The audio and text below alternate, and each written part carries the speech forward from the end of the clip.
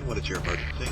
Every day, emergency services call handlers expertly deal with those in desperate situations. When we pick up 911, you never know what type of call you'll answer. Taking calls from terrified victims. This is not a joke. I'm gonna die. I'm gonna bleed to death, I'm afraid. No, you're not, sir. To listening to cold-blooded killers. My friend and I got into an altercation. I am the only one who came out alive. Are you telling me you killed somebody? These are the stories behind the emergency call. I can honestly say I could never have been trained enough for that call doctor. With never-before-seen footage, we explore the real story behind the most shocking emergency calls. My son fell in with a gorilla. He's dragging my son. I can't watch this.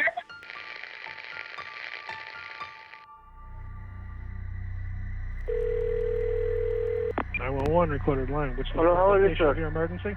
Hello, sir. Please help me. Hello, sir. Please help me. Please help me. Sir. Someone took my car. Please help me, please. They have guns.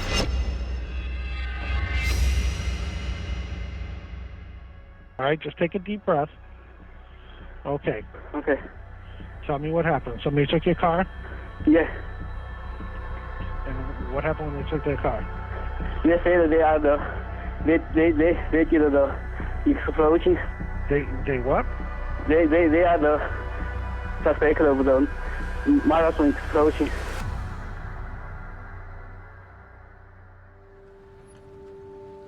And I had somebody that I've worked with for several years. He had actually come down with a form of cancer, a form of leukemia.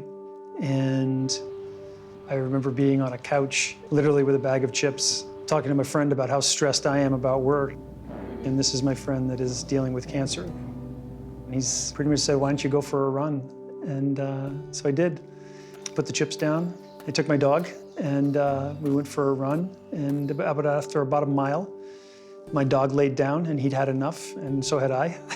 And we made our way back. But we kept going, and that turned into a 5K, then a 10K, and I called my friend, and I said, I'm gonna do this crazy running stuff. Let me try to help raise some funds or do whatever. And all he heard me really say was Boston and running. And the next thing I know, I was signed up to do the Boston Marathon in 2013. And it really was a phenomenal, amazing event right up till when I was about to cross the finish line. What the hell was that? Oh my God, something blew up. Something blew up. Oh my God, something happened.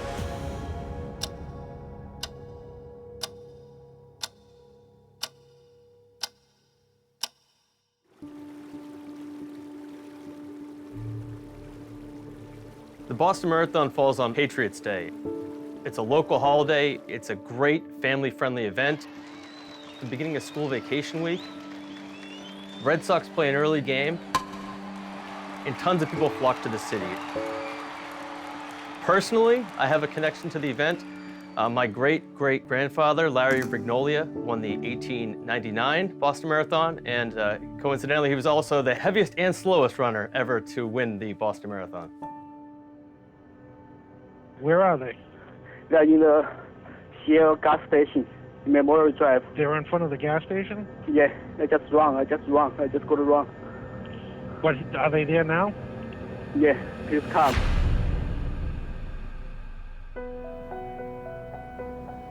I've been a news photographer for 35 years. I've been at the Globe for a long time, but it just seems like I just started. Pretty much my dream job. I've covered the marathon from various locations along the route, and 2013 I was assigned to be at the finish line. You got to get there real early, 3 hours before the actual start of the race in Hopkinton. It's also nerve-wracking because you don't want to miss the winner breaking the tape crossing the finish line. So I don't sleep the night before. I'm nervous, and I guess it's a good thing that I'm nervous. I remember being on the bus that morning. You take the buses from here in Boston and you go out about 26.2 miles. And just realizing how far the bus was driving west, I started to get a little bit nervous about how the day was going to go. By 11 a.m., 27,000 marathon runners were on the course, making the 26.2-mile journey to the finish line. The whole length of Boylston Street starts to fill up probably at 8 o'clock in the morning. You know, it's a prime position. If you have a loved one running in the Boston Marathon, the ideal spot is to be at the finish line to see them finish, to cheer them on.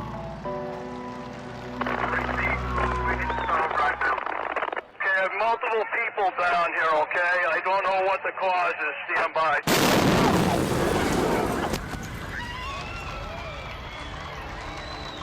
I'm nobody who's going to win a marathon. I was there to have fun, and I'm running for a friend. Everybody was just out having fun, and just that energy just propels you. One of the things that I had learned, just focus on points. You know you can do 5 miles, you know you can do 10 miles. When you get tired, you know you can make it to the next mile marker. But by the time I got to Boylston Street, I was just trying to get lamppost to lamppost. And I had promised myself, my kids were on the street, and I remember seeing them. We waved, and the plan was I was going to stop and say hi, but I was afraid if I stopped, my legs wouldn't want to keep moving, so I kept going. You know, it became kind of a mental game to finish it up at that point. But I remember coming down Boylston Street just saying I would never do another marathon ever again.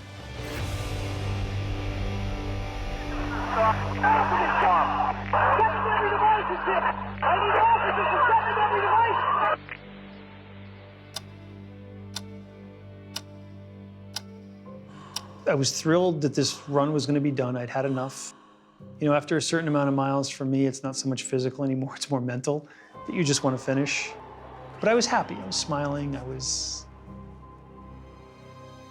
high-fiving people coming down the side.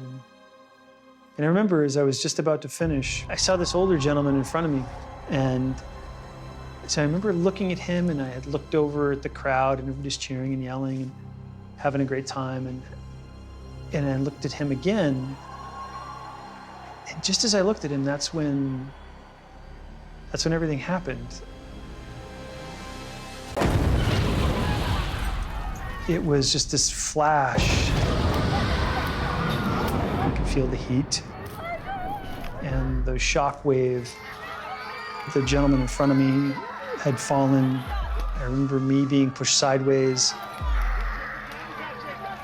I felt like I had been just hit with a brick. I couldn't hear anything. It was just this ringing noise. But you could see the smoke. You could see people running. I was still standing right on the finish line, and it was shocking. It was just so loud. I had my camera to my face, and I could feel the force of the explosion kind of blow me back on my camera, and I'm like trying to comprehend what just happened. There was a runner who fell in front of me, and instinctively, I just ran towards that runner. And as I was running towards that runner on the ground, another explosion happened.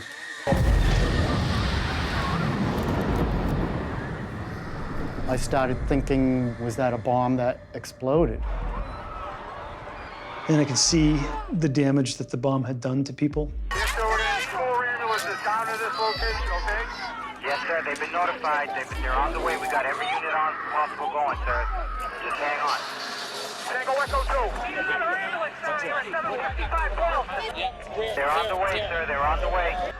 Race workers and medical personnel on hand as usual for the marathon instantly gave aid as additional police, fire and medical units were dispatched to the finish line. I was 4 miles from the finish line out of Cleveland Circle, and I hear a radio call that there's been bombings. I wanted to be down there. I wanted to help out. It was hard to get in touch with folks and find out if they're safe. And little did I know that officers from the Transit Police Department and Boston Police Department were responding to save victims' lives at the finish line. And just a couple days later, they'd be saving my life.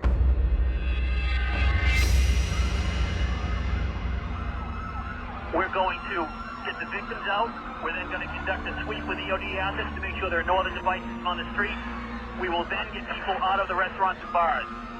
Once again, all units be advised, the marathon is done. It is over. Anybody participating in the marathon to be redirected to the Boston Front. Stay off going forward. Units that are still on Boylston Street, make your way out to the side streets. Once again, stay off Boylston until the EOD team have swept it.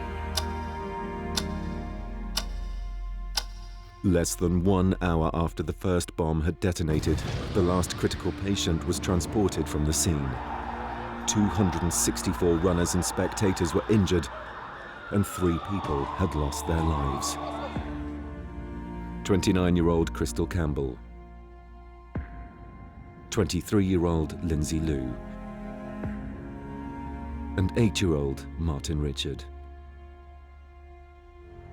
The 117th marathon ended in tragedy. As the investigation to find who was responsible began, the city looked to slowly recover from the day's events. One man took to social media to express his heartfelt feelings.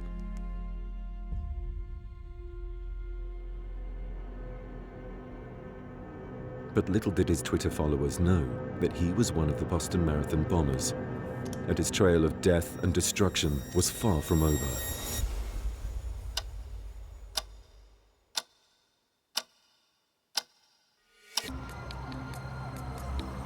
With no one claiming responsibility for the terrorist attack, the FBI and the Boston police were faced with a 15-block crime scene. They began analyzing hours of CCTV, mobile phone footage, and photos searching for suspects. Piecing together evidence found at the crime scene, investigators quickly established the 2 homemade pressure cooker bombs concealed in backpacks had been detonated. But officials were unaware that 2 months earlier, one man had purchased 5 identical pressure cookers. So, now, do you remember what these guys look like?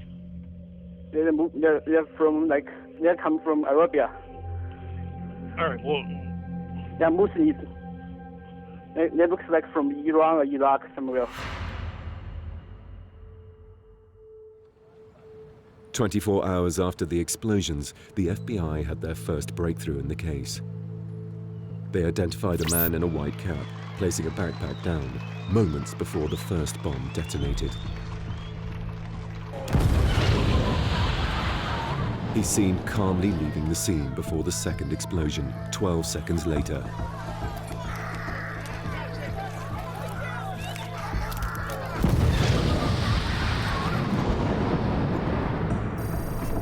Tracking his earlier movements, the FBI were able to get a clear picture of him. And a second man wearing a black cap, also carrying a backpack. The FBI were now on the hunt for 2 suspects. And it would be several days before the authorities knew the bombers' identities.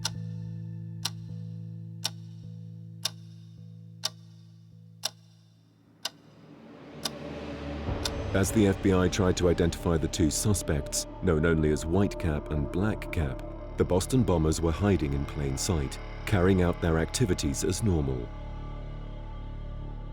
Unbeknown to law and enforcement, the bombers were 26-year-old Tamerlan Tsarnaev and his 19-year-old brother, Dzhokhar. Born in Kyrgyzstan, the brothers moved to America when Dzhokhar was just 8 years old. Described as being a nice guy, Dzhokhar was a talented wrestler who had won a scholarship and was studying at the University of Massachusetts, Dartmouth. The life of his older brother in America wasn't quite so easy. Tamerlan was a talented boxer who had set his sights on Olympic victory. But after becoming the New England Golden Gloves heavyweight champion for a second time running, a rule change disqualified all non-US citizens from competing, ending Tamerlan's boxing career and Olympic hopes. Dropping out of college, he became more interested in his Islamic religion. A Muslim believes that your life is already destined. You're not fighting with nature.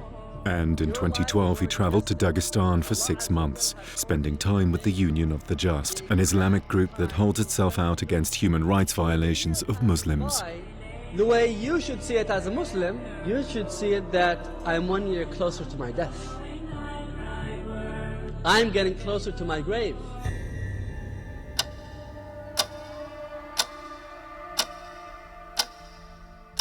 On the 4th day of the investigation, the FBI released photos of the suspects, urging the public to help identify them. With their faces in the public eye, the brothers loaded up their car with pressure cooker bombs, identical to those used in the marathon, a machete and a gun, and drove to Boston. At 10:15 p.m., police officer Sean Collier was conducting his routine rounds at the Massachusetts Institute of Technology. Sean Collier was a MIT police officer. He was a good friend of mine. We became friends at the police academy in 2010. He came to my wedding, so he knew my wife, he knew my family and friends. I would consider him a great friend and a great cop. And he was about to become a Somerville police officer. 2 suspects approached him and tried to steal his gun. As he reached for his weapon, they opened fire on him without warning.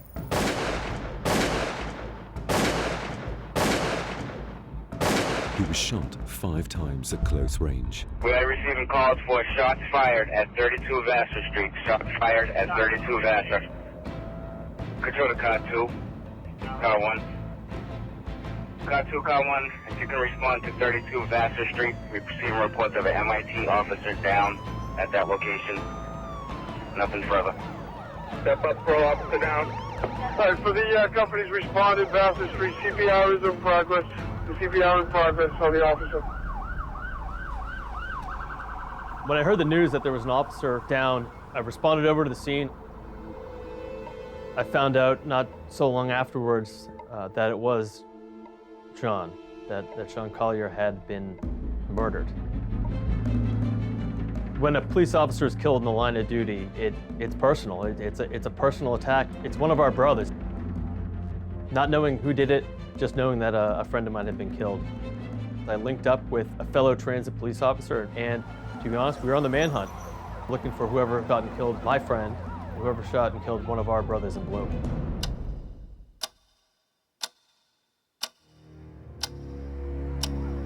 Having shot and killed a police officer, the Tsarnaev brothers were now on the run. Danny Meng was pulled over to the side of the road. He was sitting there texting on his phone. And they went up, put the gun in his face, and commandeered his vehicle. They had told Danny Meng that they were going to go to New York and that they were the Boston Marathon bombers and they were going to set off some more bombs in Times Square. They drove around for a while, made him go to an ATM and withdraw money from his bank account. And then they went to get gas. Having been held hostage by the brothers for over an hour, Danny Meng saw his opportunity to escape the vehicle when Zokar went inside the petrol station. He saw his opportunity and he fled from the vehicle and ran across the street to another gas station and asked them to call the police. Realizing their hostage had fled the car, Tamerlan rushed into the shop to get his brother. Across the road, whilst the attendant called 911, the Tsarnaev brothers' hostage stood in fear of his life. 911 recorded line. Which Hello, how are you, sir? Your emergency? Yeah, I am in mobile gas station. I have one came inside now, and he told me some one want to shoot him, and he stay inside and he want to leave. Is the gentleman there? Yeah, That's he's inside. He don't want to leave the gas station. I know. Can I speak with him? Yeah, give me 1 second. Hello, sir. Please help me. Hello, sir. Please help me. Please help me. Sir. Someone took to my car. Tell me what happened. Somebody took your car? Yes. And what happened when they took their car? They say that they are they did the explosion, marathon explosion. They what? They are the suspect of the marathon explosion. Where are they? They are in the Shell gas station Memorial Drive. They were in front of the gas station? Yeah, I just go to wrong. What, are they there now? Yeah, please come. Police were instantly dispatched to the petrol station, but the suspects had already fled the scene. But the brothers were unaware that their hostage's high-spec Mercedes SUV had an onboard GPS tracking system installed. I was a little late leaving work, and I was out in my car listening to the radio. To the units of Mercedes tracking showing that car in Watertown, burn 81 Dexter Ave, Watertown. Dispatch center sent a couple of cars to the area of Dexter Avenue, and so I decided to start driving in that direction. 19 to control. Yes, I'm heading out to Watertown. Told any other Cambridge unit responding to Watertown, you let us know. There was a call for officers needing assistance in Watertown. Given that it was an intense week, frustrating week, and a cop was just killed, my partner and I sped right to the scene. We didn't want any other cops to die that night, and we had to do our duty the best we could. Clear the air, 19. Make sure you tell Watertown that they have guns, all right? They're gonna wear shots fired in Watertown. When I arrived at the scene, it was pretty much chaos. The officers that were on scene were taking gunfire from the two brothers. Firefighter 9 control, get the firearms down here. Shots fired in Watertown. First, shots fired, firearms needed in Watertown. Bombs had been thrown at the officers. Being told explosions are being thrown in Watertown. There's throwing explosions of some sort. It was pretty hectic, a live firefight between police officers and a couple of suspects. Be advised, we have multiple shots fired. The Watertown Police Department, they had tried to stop the Tsarnaev brothers, and immediately we were fired upon. From there, all hell breaks loose for about 10 minutes. We've got explosives being detonated. An explosion goes off not too far from where my partner and I were. There's this huge gun battle, like over 200 shots fired between the officers. I briefly remember that half second in time or less, where I was shot and a bullet basically entered my body, and that was it. I was down. It immediately went south from there. They started CPR on me almost right away. I wasn't conscious. I was shot in the femoral artery, very high up in the leg. And officers are doing CPR and trying to stop the bleeding, and they couldn't stop the bleeding. I assessed the situation. Nobody was advancing, nobody was retreating, and it was an ongoing gun battle, a standoff. So I decided to cut through some backyards and flank the suspects. Two brothers were about 20 yards in front of me. They didn't know I was there, and they were focused on the other officers that were already on scene. I drew my pistol, took 4 or 5 shots at the one suspect I could see. And that's when the older brother, Tamerlan, realized where I was. He left his position of cover. He ran up a driveway, and he was on the other side of a chain-link fence. And we were about 6 feet apart, engaging in a one-on-one gun battle. While we were exchanging gunfire, I ran out of bullets. I had to reload. And then his pistol ran out of ammunition. He looked down at his gun, looked at me, looked down at his gun again, and then threw the pistol at me, hit me in the left bicep. The pistol fell to the ground. I chased after him and tackled him. We have one pinned down behind the SUV. We have one pinned down, throwing out. We're trying to handcuff him, and he's still actively resisting. At about that time, the younger brother, Zokar, had gotten in the vehicle and was turning the vehicle around, and he was now racing towards us, directly at the 3 of us that were trying to handcuff his brother. I reached down and I grabbed Tamerlan by the back of the belt. I could hear the engine racing on the stolen SUV coming at me. I looked to my right. The headlights were right in my face. I literally felt the air of the breeze of that vehicle go by my face. It missed me by probably an inch. Aiming for the police officers, the car missed and accidentally drove over his older brother, Tamerlan. He bounced up and underneath the undercarriage a couple of times, and then he got hung up in the rear wheels of the vehicle. He got dragged about 25 feet. and then the SUV crashed into one of our parked police cars. And there was a moment of the engine racing, trying to break free of the collision. He finally broke free, and he started driving away, and then I could see the older brother fall free from the rear wheels. The rear wheels went over him, and Dzhokhar fled through an intersection through a barrage of gunfire. Escaping the gunfire, a severely wounded Dzhokhar abandoned the stolen SUV and disappeared into the night on foot. Just an update for you in Squad 4. There'll be 2 victims at that location, 1 SP, 1 officer. Tamerlan had been shot 9 times, run over by his brother. We gave him first aid on scene, and he was transported to a hospital where he was pronounced dead.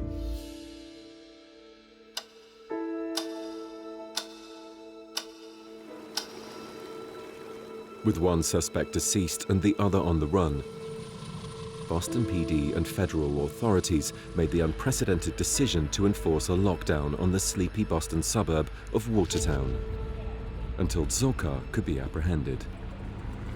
I had never seen a lockdown in this country. I don't recall a lockdown. There were probably thousands of police officers in Watertown that day, thousands. You know, municipal police, state police, federal police agencies. They went door to door asking permission to enter and search the houses. And people saying, please come in, check. You know, they didn't know if somebody had broken in through a basement window or whatever. They were more than happy to have the police officers check their houses. 15 hours into the lockdown, a concerned Watertown resident called 911. 911, slash recorder. What's the address of your emergency? 67 Franklin, Watertown. Okay, do you need police, fire, or ambulance? I have a boat in my yard. There's blood all over the inside. There's a person in the boat. Are you sure? I just looked in the boat. Okay. Stay on the phone. Are you in the house? Stay in the house. No. Okay. David Henneberry, God rest his soul, he's one of our Watertown residents, and he decided he was going to go out in his backyard and have a cigarette. Okay. I'm looking at the boat. I'm watching the boat. All right, just stay on the phone. We're going to have you in the stare in a second. Okay. I don't know if he's getting out the other side, if he even knew I showed up. And he noticed that his boat, the heat shrink on it, was ripped.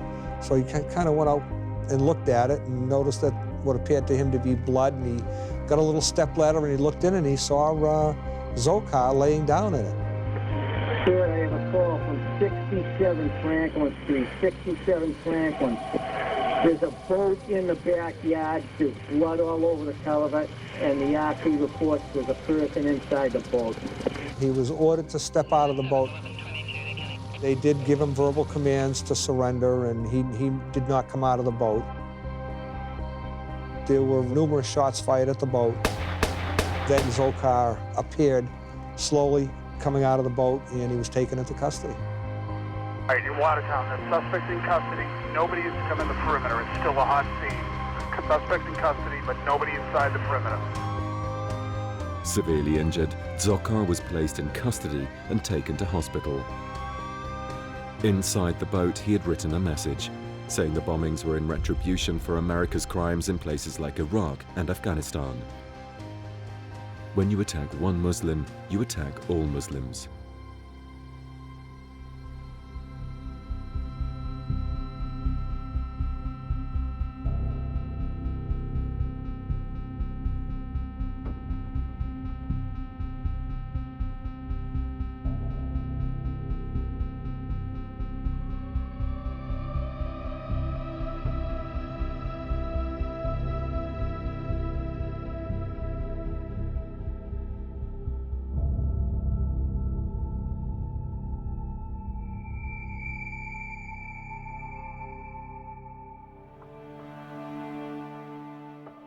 Spent the majority of the next 2 years just trying to get better. Received a traumatic brain injury. I've had a lot of memory loss. My legs are full of scar tissue, and I've developed a lot of pain in my left leg, which, funny enough, is my good leg, and it hurts. Some of these injuries, they just never healed, and they may never heal. came to that realization, and I decided to retire and maintain connections with the police to try to still maintain that close connection to a job I loved.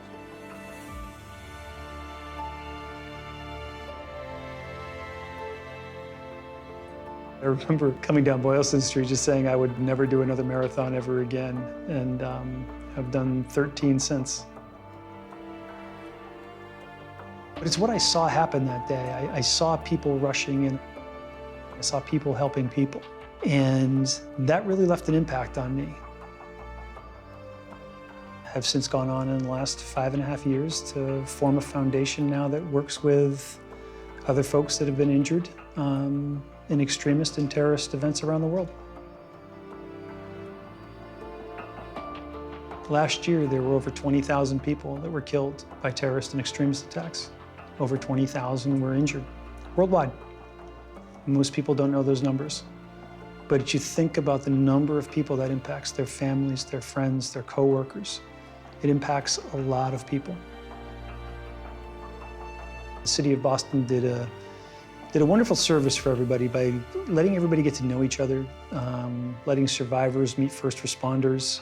I think that was incredibly important. There's actually been marriages that have come from the Boston Marathon where first responders have married folks that they helped that day. There's many more wonderful stories. You know, there's much more good in the world than evil. We just normally hear about the evil stuff. You don't always get to hear about the good stuff. There's a lot of good here in Boston.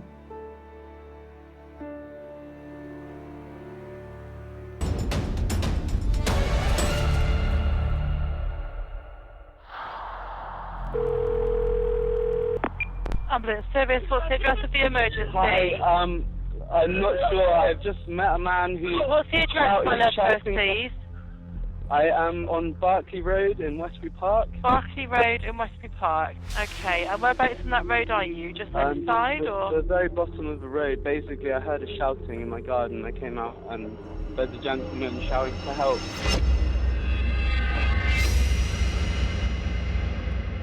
Okay, so he's actually in the road, is he? Yeah, he is, yeah. Mate, it's okay. Okay, my love, tell me exactly what's happened. Excuse me? Hello? What's happened, please? Somebody threw acid or something over me. Someone threw acid over his face.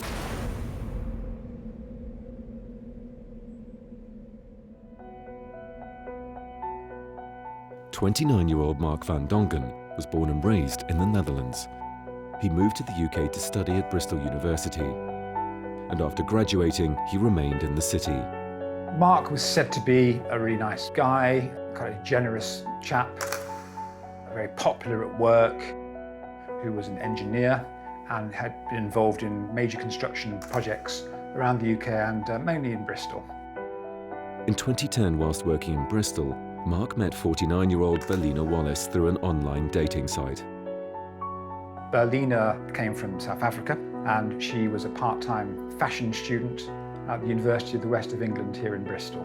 Despite their 19-year age gap, the couple's relationship developed quickly, and Mark moved into Berlina's flat and was able to financially support her through her studies. Somebody threw acid or something over me. Can you see Someone that? threw acid over his face, apparently. Did acid thrown over his face? Yeah. Okay, bear me a second. Is the attacker still nearby? Who did this to you, please?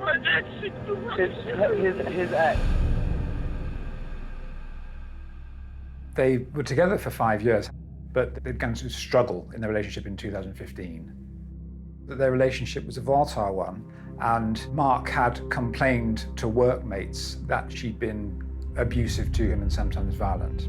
And he'd also attended work bruised and covered in scratches. It wasn't a happy relationship. It was dominated by violence and coercive control. She was incredibly dominant. She wanted to subjugate him completely. She wanted him to do what she wanted to do when she wanted him to do it. Mark would have had to have been compliant, and she would have trained him throughout that relationship to be compliant, or there would be trouble. Mark had actually confided to his father, Kees van Dongen, that he was afraid of Berlina. She's still still there? Has she gone? Is he or she still here? I don't know. That's okay. That's about one of don't worry.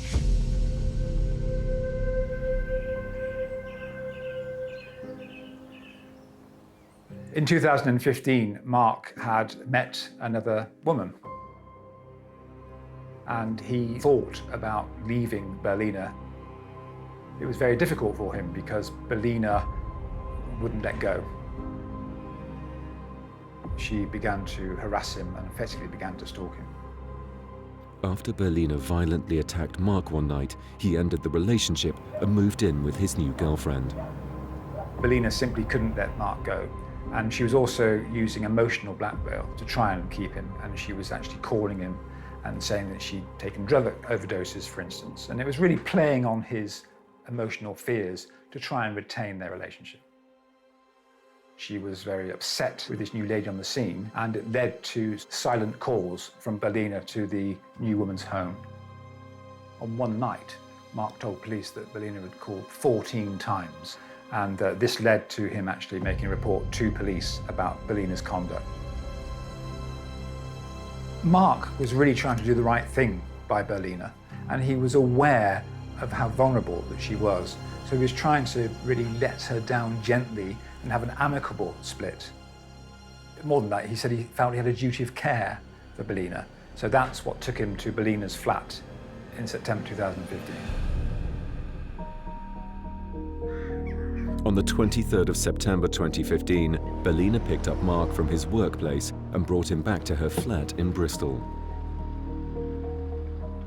It was Berlina's hope that she and Mark would stay together. But as the evening progressed, Berlina's attempt to rekindle their relationship failed, and the couple argued. She said to Mark, I'm getting out of here, I'm going to a hotel, I'm just getting out, and he was there, left in her flat. So things didn't go as smoothly as I'm sure Mark had hoped they would. With no means of getting home, Mark decided to sleep in Berlina's flat for the night. But he was unaware that she had not gone to a hotel and had been secretly planning her revenge on Mark.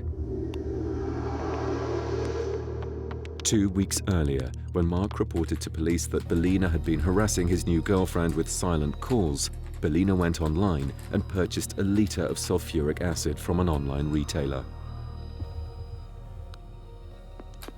2 days later, after the acid arrived, Berlina peeled off the label from the bottle, making the bottle look like water. At the same time, Berlina actually deleted all her web browsing history.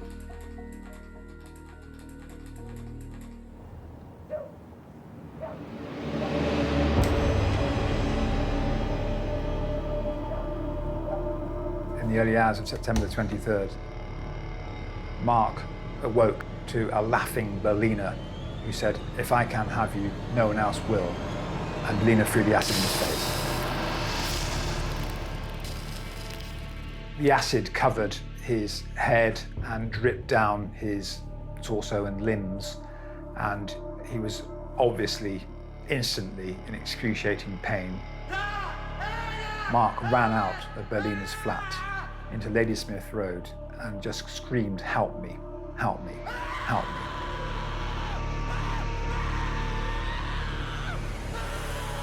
Is the attacker still nearby? Is who did it to you, please? His ex. All right, my love. Is she still there? Has she gone? Is he or she still here? I don't know. That's okay. That's fine, my love. Don't worry. Yeah, okay. he's on the way. So you don't have to phone over his face. And body, yes. Some 17 minutes after the point of attack, paramedics arrived at the scene, and they rushed him to Southmead Hospital for treatment. Whilst in the ambulance, Mark was able to tell the paramedics that Berlina had attacked him, and police were instantly dispatched to her flat. They asked her about acid, and she says that she did have acid, and she'd been using it to distress fabric. They asked her where the acid was, and she took them to the kitchen, where there was a plastic bottle with liquid inside. Berlina was arrested and taken to a nearby police station for further questioning.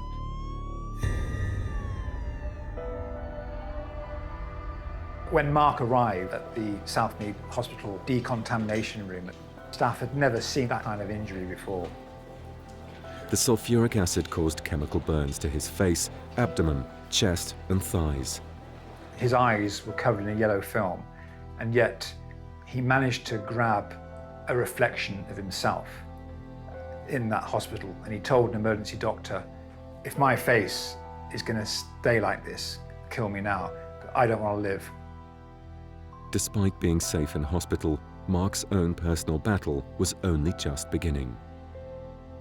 Mark would have been in excruciating pain with the level of damage and the injuries that he had. Acid burning through skin, through muscle, through tissue, down to bone in some areas. That would have been some of the worst pain you can imagine.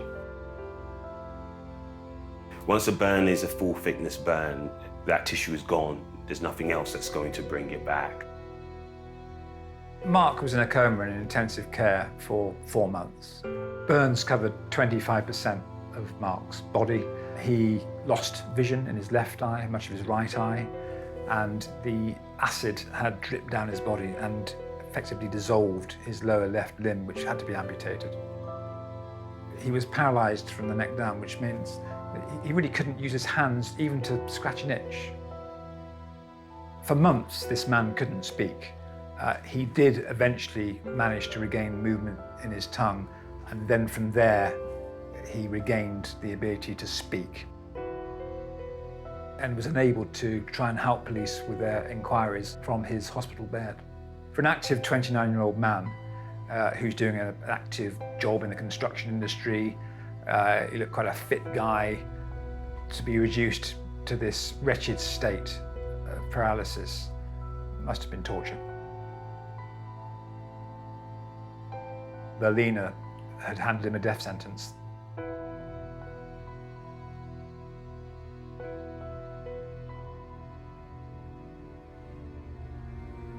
"14 months after the acid attack and paralysed from the neck down, a private ambulance transported Mark from Bristol to a hospital in Belgium so he could be closer to his family. He was transferred to the Maria Hospital in Overspelt, Belgium, where his suffering continued. And as euthanasia is legal in Belgium, after medical consultation, it was decided that he was a fit and proper case for euthanasia on the grounds of extreme physical as well as psychological harm.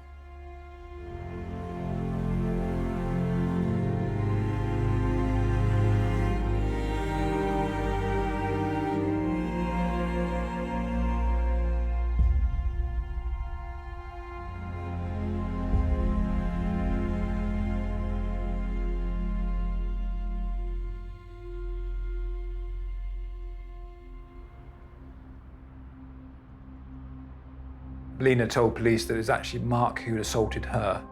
She told them that he put liquid into a glass, which obviously turned out to be acid, and had encouraged her to drink it. And Mark would have been the only person that could have put the acid in that glass. Yeah, he did, because he said to me it was water. I've got water for you, like you come and take your medication and go to bed. He wanted me to burn my insides. This man had betrayed me. She was implying that Mark was actually trying to effectively attack her with the acid rather than the other way around. Why didn't you call the ambulance? I was just confused and about loads of things. I was confused.